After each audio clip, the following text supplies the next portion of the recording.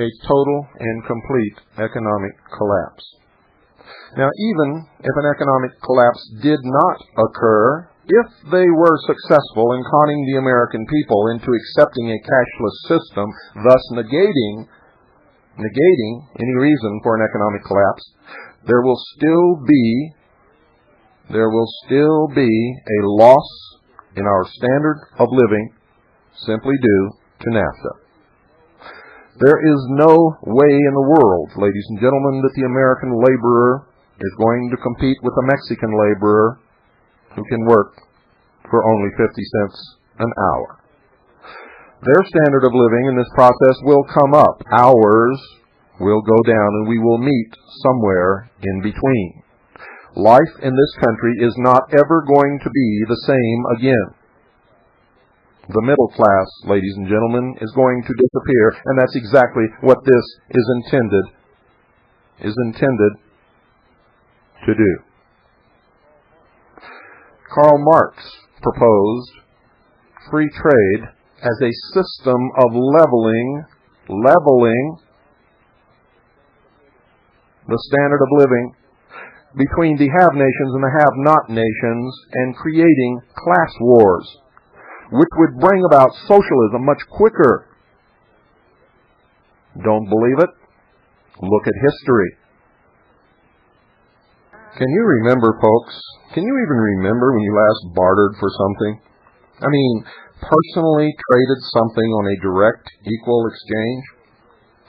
Well, it happens very rarely because it's difficult to find someone who wants exactly what you have and has exactly what you want, value for value. Thus, the problem with barter is lack of coincidence of wants and indivisibility. A dentist may want some potatoes, but the farmer may not necessarily want any dental work. Even if he did, it would be worth much more than the amount of potatoes the dentist needed according to the prices that I see when I go to the dentist. Dental work, as most services, is indivisible in value. In other words, there's no pulling just half a tooth. And the dentist would find it impractical to make trades for lesser valued things, and if the farmer wanted to trade for a car, the dealership clearly couldn't accept a huge pile of perishable potatoes, now could he? A medium of exchange, a middle thing, if you will, is needed to facilitate indirect trades. Without a middle thing, we could never trade between large and small, divisible and indivisible, common and rare, perishable and non-perishable, near and far. You see, we need a middle thing which is accepted by dentists, potato farmers, car dealerships, and, of course, everyone else. This middle thing is called money. Money is the hub of society, operating as the common denominator between us all. Otherwise, we, as specialists, could hardly trade directly with each other, one-on-one. Every civilization is based on and requires indirect trade. For without indirect trade, the dentist would starve and the farmer's teeth would fall out, and then he'd starve. Without indirect trade, we'd all be surviving as primitive savages. Without money, there is no indirect trade, and without indirect trade, there is no civilization. Herbert Spencer once said, and in societies of low civilization, there is no money. This middle thing, this money, must have some intrinsic amount of consistent value. To even have value, money must first be an article of commerce, a good, a commodity. Commodities are things which many people desire. Money is a certain commodity which nearly everybody desires anytime, any place. It can be used for something. Commodity has value other than for trade. Understand that. Historically, many different goods have been used as money. Tobacco in colonial Virginia, sugar in the West Indies, salt in Abyssinia, cattle in ancient Greece, nails in Scotland, copper in ancient Egypt, and grain beads, tea, cowrie shells, and fish hooks. Through the centuries, two commodities, and only two, gold and silver, have emerged as money in the free competition of the market and displaced the other commodities as money. The commodity chosen as a medium must be a luxury. Human desires for luxuries are unlimited, and therefore luxury goods are always in demand and will always be acceptable. Wheat is a luxury in underfed civilizations, but not in a prosperous society, not in New York. Cigarettes ordinarily would not serve as money, but they did in post-World War II Europe, where they were considered a luxury, and they did in Vietnam, where I served as a river patrol boat captain. The term luxury good implies scarcity and high unit value. Having a high unit value, such a good is easily portable. For instance, an ounce of gold is worth a half-ton of pig iron. That's from Alan Greenspan's essay, Gold and Economic Freedom. And the second was from Ayn Rand's Capitalism, the Unknown Ideal. Money, folks, is money only because it's readily exchangeable for something else. And why is it readily exchangeable? Because it has a universally recognized intrinsic value. Intrinsic value, that means the value is within the object. Take out a Federal Reserve note and see if you can find any intrinsic value in that Federal Reserve note. You can't even use it to write on because it's covered with ink. Notice that historically, money, commodities, were useful, everyday items, either divisible, such as tobacco, sugar, salt, copper, tea, or small, such as nails, beads, seashells, or fish hooks. In pre-industrial times, these items were also luxury goods. However, the more advanced and prosperous a civilization becomes, the more advanced its luxury goods. By 1900, nails, salt, etc. were no longer luxury goods. Modern industrial technology and manufacturing had relegated them to being cheap and plentiful. Money is a means to an end. Money is rarely an end in itself. Few want money for its own sake. For example, in post-war Germany, cigarettes traded as money, even amongst non-smokers. Now, why would non-smokers accept a commodity for which they had no personal use? Folks, it's because they could easily trade cigarettes for something else which did have personal utility, and they knew that the cigarettes would always have value because they knew that those who smoked were addicted and must have cigarettes. To the non-smoker, cigarettes were only a means to an end. To the smoker, cigarettes were a necessity. So what is money? It must be three things. 1, a reliable storehouse of intrinsic value. 2, a universal portable medium of exchange. And 3, a common unit of account. Now naturally, the first is the mother of the second. A commodity first must have consistent value to random individuals before it will ever be universally traded. And 6,000 years of human trading experience have decided for good reasons which commodities deserve to be used as money. And that's gold and silver. Now, you might ask, why have gold and silver emerged as the two favorite commodities trading as money? Because, folks, gold and silver are intrinsically valuable. They're scarce and difficult to mine. They're divisible. They're homogeneous, impossible to artificially produce. They're non-perishable. They're durable. They're easily fashioned into convenient coin and desirable for industrial uses, such as dentistry, jewelry, electronics, photography, chemistry, and many, many others. Their value by weight is neither too concentrated, as rare gems, nor too diluted as iron. Silver operates neatly as a second tier for small trades, while gold has a more concentrated value for larger trades. And one last reason, gold and silver feel like money more than any other commodity, and that is extremely important. Subjectively, people sense that gold and silver are money. Nothing else has the allure of gold and silver. Until ocean mining becomes economically competitive, a very remote prospect to say the least, gold and silver will rule the money mountain. All nations pay their debts in gold or silver. If the Federal Reserve note was so valuable, or if there was something to this fiat counterfeit paper currency thing, why is it that governments will not accept currency as a payment of debt? Have you thought about that? You see, they revel in fooling us, but they don't even try to fool each other. Now, government, folks, cannot choose a society's money. Only free traders can resolve the question. Money is not an invention of the state. It is not the product of a legislative act. The sanction of political authority is not necessary for its existence.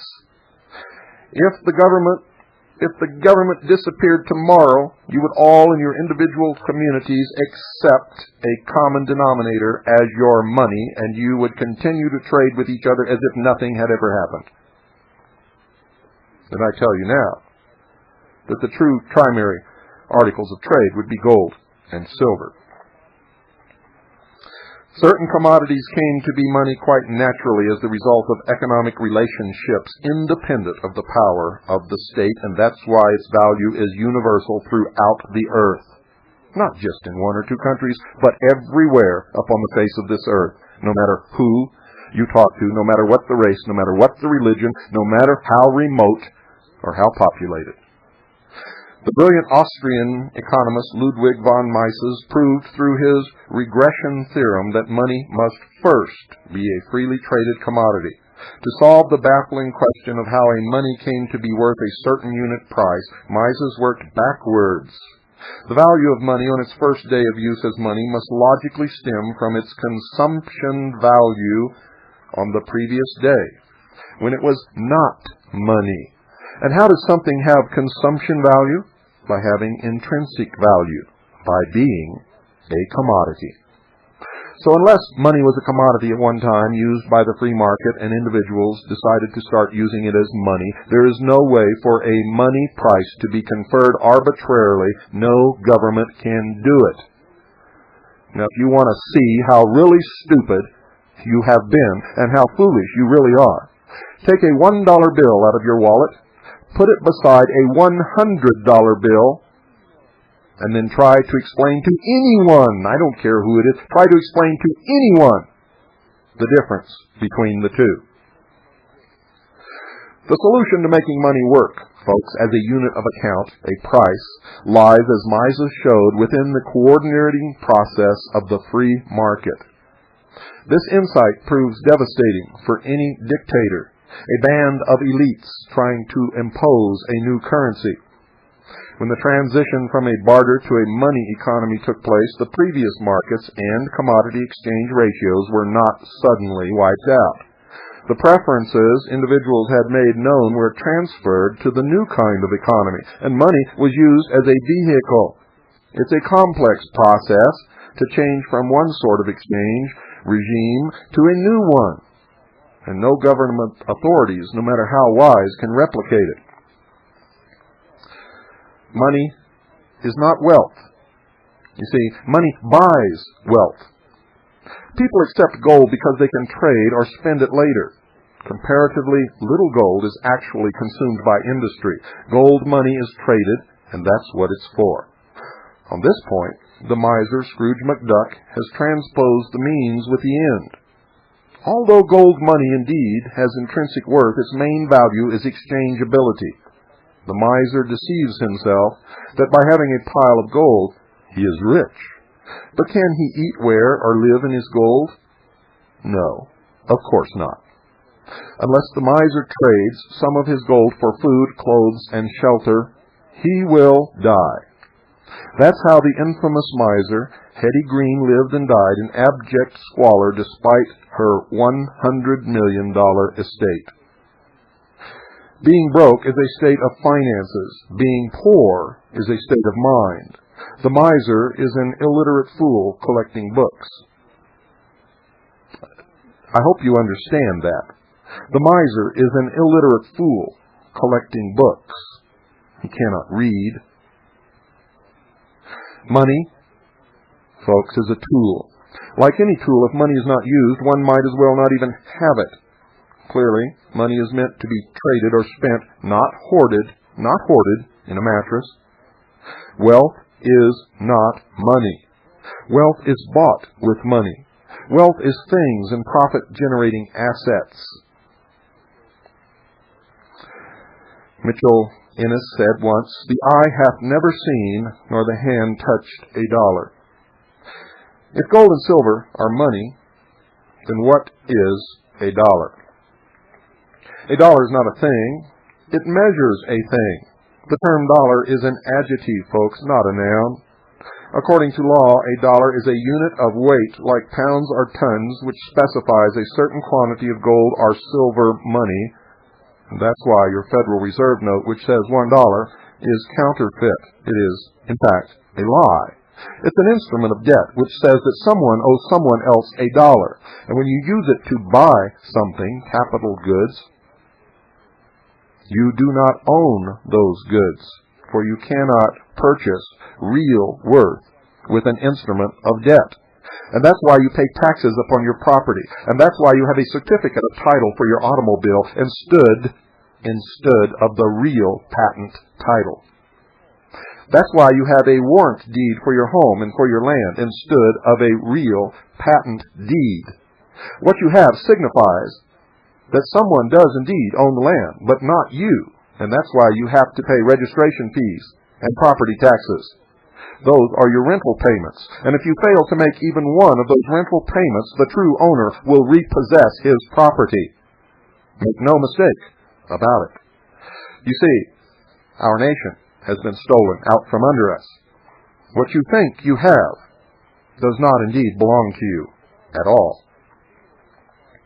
The dollar began as the generally applied name of an ounce weight of silver coined by a Bohemian court count named Schlick. Now let me say that again so you'll understand really where this came from. The dollar began as the generally applied name of an ounce weight of silver coined by a Bohemian count named Schlick, and that occurred in the 16th century. The Count of Schlick lived in Joachim's Valley, or Joachimisthal. The Count's coins earned a great reputation for their uniformity and fineness, and they were widely called Joachim's thalers. The name dollar eventually emerged from thaler, and eventually they were called trade dollars.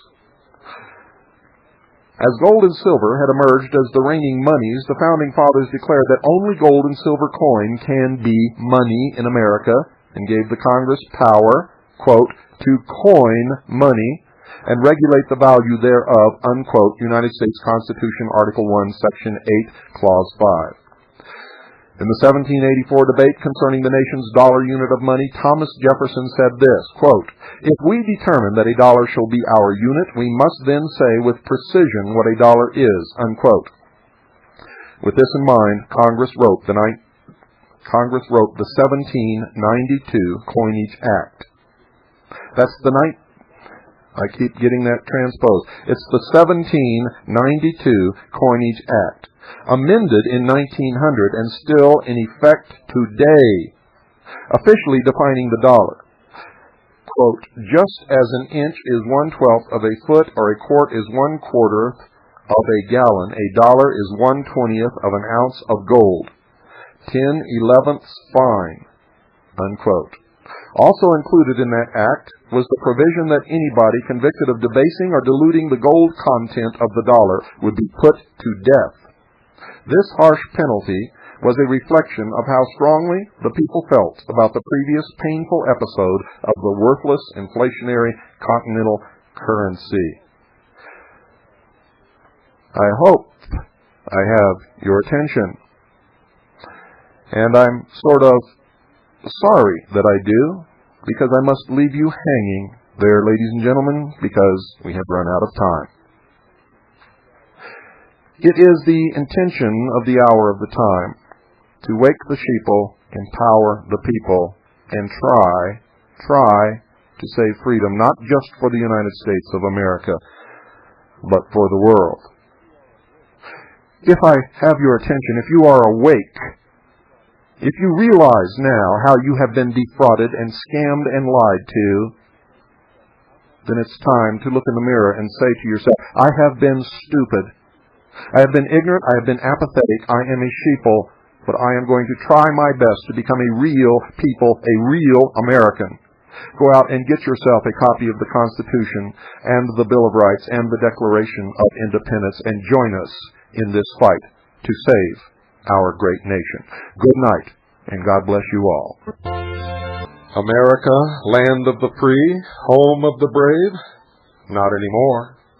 Not until Americans stop believing in these myths and these lies and these deceptions and these manipulations. We are all guilty.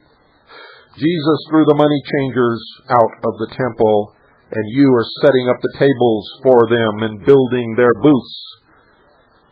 And you are groveling and shining their shoes and scraping their coats for them. You are moving back the walls of the temple so that they can be more firmly rooted. More firmly rooted. When Jesus spoke of the synagogue of Satan, he was not talking about a Hebrew temple.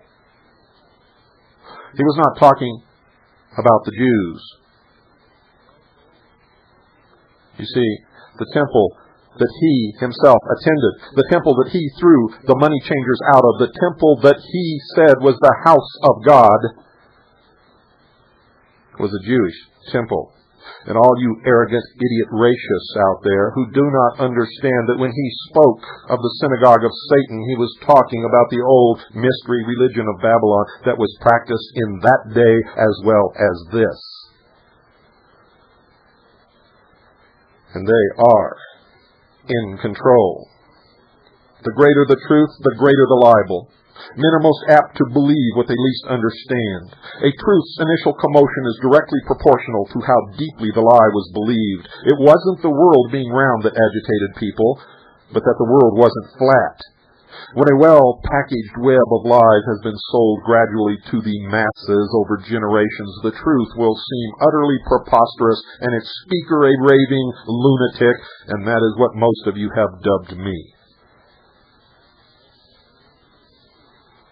It takes two to speak the truth, one to speak and another to hear. It takes nothing to hear, it takes great courage to speak. For my part, whatever anguish of spirit it may cost, I am willing to know the whole truth, to know the worst, and to prepare for it. And that was spoken by Patrick Henry. George Bernard Shaw said, "If you do not say a thing in an irritating way, you may as well not say it at all, because people will not trouble themselves about anything that does not trouble them." My grandfather told me, "Bill, when you die, if you do not have any enemies, you have never done anything right." The phones are open, 602-333-2174. You may say anything you wish. It's not required to agree with anything that I have spoken here, now or ever. Before Bill opens up the phone lines, I'd like to say that we are allowing our Constitution, our country, our freedoms to be taken away from us, and we must stop allowing that. We were not there standing by the church in Waco, Texas. We were not there, we Americans, standing on the steps at Washington for Project 93 to abolish the Federal Reserve and the income tax. We have another chance now, step 3. In January, you could rethink your position on the income tax and take a step. We Americans could stand together. We must do this because we do not have much time left. We are confronting a large group, but not too large because we are larger. There are 250 million people in America. How many do you think we are opposing? A few million? We can do it. We must call the people who are treasonous treason. We must say it. We must point out who they are, and we must take them to task, or we will lose our country forever and freedom. Please listen. Good evening. You're on the air. Yeah, this is Grover. Bill, William, you're told me to stay up all late every night. Okay, what you doing? If you remember me calling last night. Yes, I remember. I discussed all day today with my son before he went to work what I had heard you say last night and what I had heard previously. And it's strange. There's a lot of little things that are out in the public that nobody ever takes notice to. And when you was playing that song a while ago, I believe that was just went blank. I hate when I do that.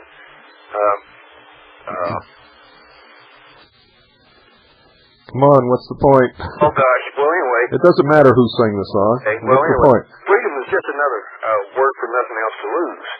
And I was talking to my son about that today. And freedom, a whole lot to lose, and democracy has nothing to do with the public. It's a self-destructing government. That's right. And I can't get across to my son. He says, no, we're democracy. And it looks like I'm going to have to get into research and reading and get into this. Because you make me feel kind of stupid, and I thought I was a little bit smart. Hey, I was stupid too for many years. And hey, listen, I love the way you come across. I mean, that's what it's going to take for these people. People are sheeple, and I swear they have to be drove. You can't believe them. They have to be drove. I appreciate you. I'll not say anymore. Hank Williams Jr. was singing that song. That's right. Yeah, okay. Put it on my mind. I got a one-track mind. But freedom is not another word. Freedom is a word we all have to fight for. That's correct. Freedom is a very important word. We have nothing unless we fight for it. It means nothing to nobody unless we fight for it. There's not a thing you have in your house that you appreciate unless you have worked hard for it. That's correct. And I know there's other callers. Yeah, we got to go. Okay, thank you very much. Thank you for calling. Appreciate you. Really do. Thank you. Our country was founded in the root of the common law. The common law says that you have nothing unless you yourself can fight for it and preserve it and keep it, and no one else can do it for you. Good evening, you're on the air. Hello? Goodbye. Try it again. Good evening, you're on the air. Oh, Bill. Yes. This is Larry from Monroe, Louisiana. How you doing tonight? Good. Listen to the first part of your show. I had to cut the radio off. It's too much static. I just want to say God bless you, Bill. You're doing a hell of a job. Well, thank you. Wish I had your guts. I mean, compared to you, I'm a coward. I mean, I haven't paid income tax in 13 years, but it's not because... It's because I haven't worked at a job in 13 years. I understand. I wish I had your guts. I just, you know, I want to tell the New World Order to go to hell, and I hope they're listening. I wish they'd come and get me. I can guarantee you they listen to this show. I want to make a stand, whether it costs me my life or not. I'm sick and tired of the bullshit that's going on in this country and in this world, and there's just very few people like you who have the guts to say what you're saying tonight with the conviction that you say it with, and I just want to say God bless you. Well, thank you. Thank you. And thank you for calling. Good night. Good night. 602-333-2174. Remember, folks, don't put me up on a pedestal. I'll fall off real quick. I'm just like the rest of you. I'm just awake. I am awake, and I am angry. I understand what we're losing. I look at my children, and I know what they will not have if I do not stop this. Good evening. You're on the air. Hello, Bill. This is Dave in Northern Illinois. Hello, Dave. And all I'd like to say is freedom can only be won. The warfare is continuous, and each generation comes to the front to fight for it as though the battle had just been joined. That's by Bishop R.A. Brown. Well, those are good words. Have you ever heard that one before?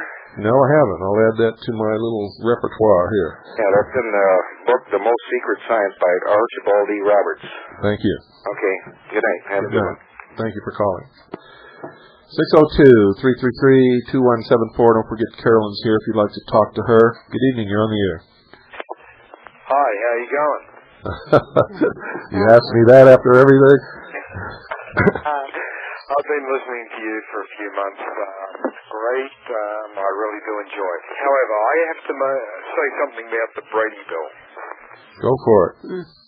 One of the parts on the Brady Bill, and I have in front of me the conference report that is attached to HR 1025.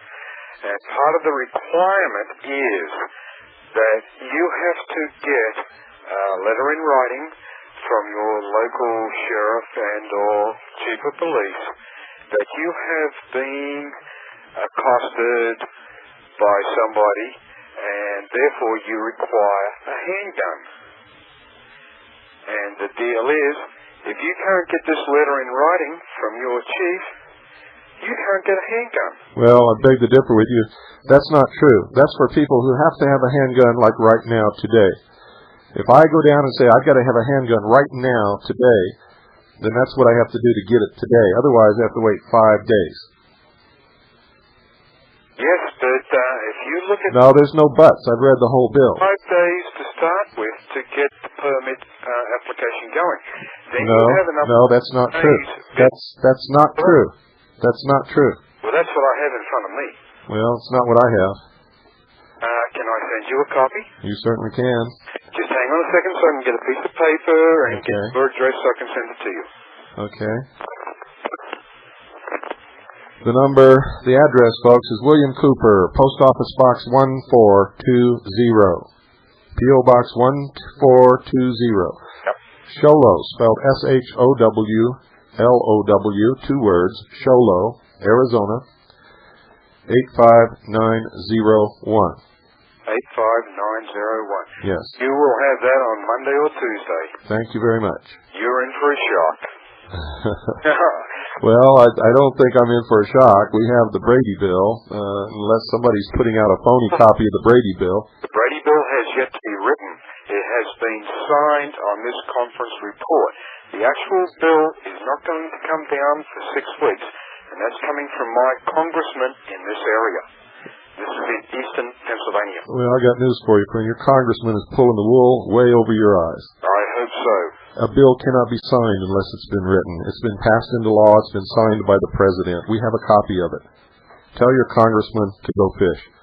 I hope you can, Bruce. I really do. Thank you very much. You're welcome. Bye-bye. 602-333-2174. Good evening. You're on the air. Hello, Mr. Cooper. Hello. Hello. I was just curious, how computer literate are you? Because I'm a college student here in Wisconsin, and do you know anything about like the worldwide computer network called the Internet? Hey, let me tell you something. I've been on computer networks before, and you can take all those little social misfits that hide behind their modems and their screens and strike out at the world and stick them where the sun don't shine and don't want anything to do with them. Okay, because I just wanted to tell you that your word has been spreading like wildfire all over the network. Well, that's good, but I still don't want anything to do with those people. I've been on there. I've watched the character assassinations and the attacks made upon people, and the viciousness that exists on those computer networks by little twit nerd cowards that wouldn't have the balls to stand in front of me and even open their mouth, much less say anything like that. Well, it's obviously not the same people I associate with then, because the people I associate with are quite mature and they can discuss these things in a mature manner. Well, I've never been on a computer network where I saw anything discussed in a mature manner. I've seen people throw out an idea and get absolutely crucified. And I'm not talking about myself. I'm talking about just vicious attacks on people for no reason whatsoever other than they expressed themselves on the net. Now, if you're on that net, you know that that's true. Yes, I've seen it too. Okay, so don't bullshit me. I know it's true. 602-333-2174 is the number. Good evening. You're on the air. Yes. I just want to tell you I appreciate your program. And do you know where a person could get a good copy of the Constitution? Do y'all have any? Yeah, as a matter of fact, let me give you an address right here. You can write to the Commission on the Bicentennial of the United States Constitution. Write this down. Just write to the Commission on the Bicentennial of the United States Constitution, 808 17th Street, Northwest, Okay.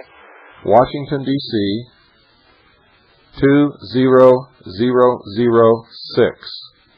There's a phone number that you can call. It's 202-USA-1787. The reason I was asking, I think it would be nice, it'd be pretty inexpensive for anybody to run off copies and give them to people. Well, that's about what people have to do because it's hard to find a copy that's true and correct. And that's what I was doing when I left New Hampshire. If you've listened to an earlier program, I Xeroxed them off. I had them in larger print so that we used 4 sides of paper, 2 pieces of paper with 4 sides, and I just gave them out, and that was my entree to say hello and talk to people. Well, I've thought about that. I'm a piano technician by trade, and I see a lot of people every day, and I'm just amazed, where people are. They don't know anything that's going on, and most of them don't care. That's right. And, I've had, like when the fire was at Waco, I went to a lady's house, and I was hot, just really mad.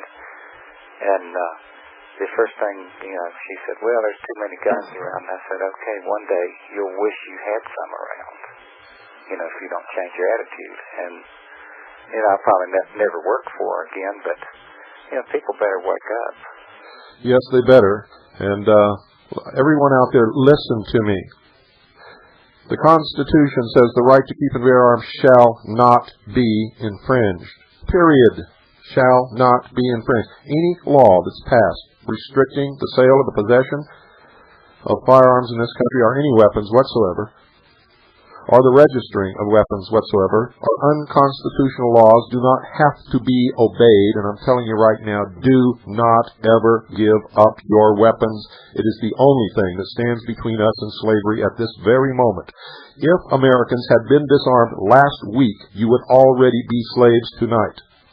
Well, the thing, I think a lot of people, they just see one side of it. And I think you're wrong. I don't think they see any side of it. Most people don't even know what in the hell is going on and could care less. I know. I was talking to somebody. They were, just crucifying the Surgeon General, I guess it was, about the drug deal. And I said, okay. I said, if you think about it, it was nothing but propaganda that made hemp illegal to grow anyway. That's right. And it's, legalize all that stuff and half of our problems would disappear overnight. Because, most of it is artificial. Yeah. And farmers would have a new cash crop that would be incredibly productive and economically satisfying for this country. I got to let you go, my friend. Thanks for calling. All right. 602-333-2174. Good evening, you're on the air. Mr. Cooper. Yes. Can you handle any more of Patrick Henry tonight? Sure, go ahead. We are not weak. If we make proper use of those means which God of nature has placed in our power, millions of people armed in the holy cause of liberty, and in such a country as that which we possess, we are invincible. Besides, we shall not fight our battles alone. There is a just God who presides over the destinies of nations, who will raise up friends to fight our battles for us. The battle is not to the strong alone. It is the vigilant, the active, the brave. Many cry, peace, peace, but there is no peace. The war has actually begun. Why stand we here idle? Is life so dear or peace so sweet as to be purchased at the price of chains and slavery? Forbid it, Almighty God. I know not what course others may take, but as for me, give me liberty or give me death. Wonderful. I thought it fit in very well with your program tonight. Great program. Thank you. Thank you so much. Thank you for calling. Yep, goodbye. 602-333-2174. Got time for another couple of calls. Good evening, you're on the air. Yes, hello, Bill. This is John from Virginia. Hi, John.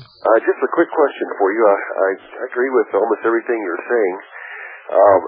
Where do people get the courage to stick their foot over the line? Even the people that hear this and know it's true, who have families as you do, where do they get the courage to stick that foot over the line and say, I'll take a chance, I won't file, I'll step across this line? Well, you're not stepping across the line if you do it within the law. I mean, you just don't decide not to file. You have to do it within the law. You have to revoke your Social Security status. You have to become, once again, a citizen of your state. There are certain things that you must do. You must revoke all contracts and all signatures. You must declare your sovereignty, again, under the law. You must do all of these things. And you must do it legally. Have you done this? But you're not stepping over a line, my friend, if you are within the law.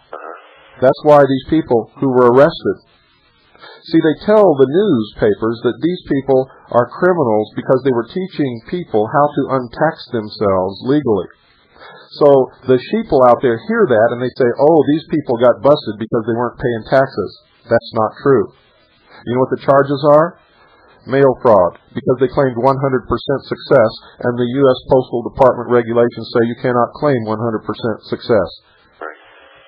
Well, my hat's off to you. I just, it seems to me if you could get the ball rolling and get a little bit of maybe a 0.5% of people doing this, it would take off. It would all be over, but that's the hard part, is getting that ball rolling. Appreciate your efforts. Only 3% of the colonists fought the Revolutionary War and brought this nation to fruition. They were all traitors against the King of England. They all stepped over the line. Without them, without their courage, without their genius, none of us would be free today, my friend. Very true. Thank you. Thank you for calling. What do you mean, step over the line? How dare you send your children off to fight a war in the desert somewhere? How dare you send me to fight a war in Vietnam? And then ask me something like that. And don't take it personally. I'm talking to all of you. If you pat your sons and daughters in the ass and send them off to fight a war in a foreign country and you haven't got the balls to stand up and fight for your own rights in this country, then as far as I'm concerned, I better not say it. Good evening, you're on the air. Yeah, Bill, this is Rich in Willow Springs, Missouri. Hello, Rich. I just wanted to let you know that I'm one of those sovereigns. I filed the paperwork and everything last year. Wonderful. And it all does work. It's kind of a hassle for a while. Yeah, it's a hassle. Yeah. But nothing worth having is ever easy.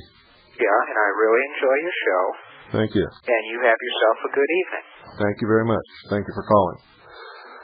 Now, if you've been watching the news, especially the news broadcasts about these arrests that have been made, they have been telling you that 10,000 Americans, names that they got off the lists of these people, are going to be paid a visit.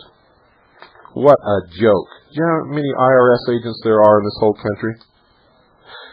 They couldn't pay 10,000 people a visit in 10,000 years, my friends. They are 90% bluff, just like the IRS agent said. Good evening, you're on the air. Mr. Cooper? Yes. Weren't the founding fathers mostly Masons? Yes, they were. Is it possible they built into the Constitution and everything all the problems we're having today? No, that's built into you and me, my friend. They just gave us the means to do it should we fail. You see, this was the great experiment. That's exactly what they called it. The great experiment was to find out whether man could truly keep his sovereignty and rule himself, or whether he needed someone to rule over him. And one other thing. We're failing the experiment. Is it possible that communism failed because what we have in this country was a better form of control of people than communism? No, that's not why communism failed. Communism failed because it's trying to bring about the one world government, and you can't do it if you have the guise of two superpowers opposing each other. The Soviet Union was created by London, Wall Street, and Rome to serve a purpose, to create an antithesis to the Western world, to drag the funds and taxes and monies out of the people, to build the technology to rule the sheeple in the New World Order. They built the police force from our taxes that are going to enslave us in the future. See, I've kind of thought of it as a design competition. No, not at all. It's thesis, antithesis, clash between the two, the synthesis which brings everything closer to one. When do you see all this finally happening? I mean, when they finally lock us down. How can you guys ask me that? It's been happening. It's still happening. You've almost lost all your rights, and you're asking me when this is going to happen? I don't understand. I mean, there were 1,000 people that came to Washington to abolish the Federal Reserve and the income tax, or maybe there were close to 2,000 people. That was September 29th, 1993. How many people came to Waco to stand by our fellow Americans who were fighting in their church for their life and who lost their life, and that's an exact picture of what is going to happen to us. Bill said something about, I forget, but I wanted to add that we will be killed as well. There are many of us who are going to be killed in this end struggle. Yes, ma'am. Oh, well. It's not when is it going to happen. It's happening. You're in the midst of it now. It's no longer when. The country is gone right now. We've lost our country. The only thing we can do is wake up and take it back before it's too late. Yes, sir. Have you pushed to your listeners that all of Congress is coming up for re-election next year? Hey. That's 12 months down the road. Well, not only that, but we're out of time. Good night, folks, and God bless you all.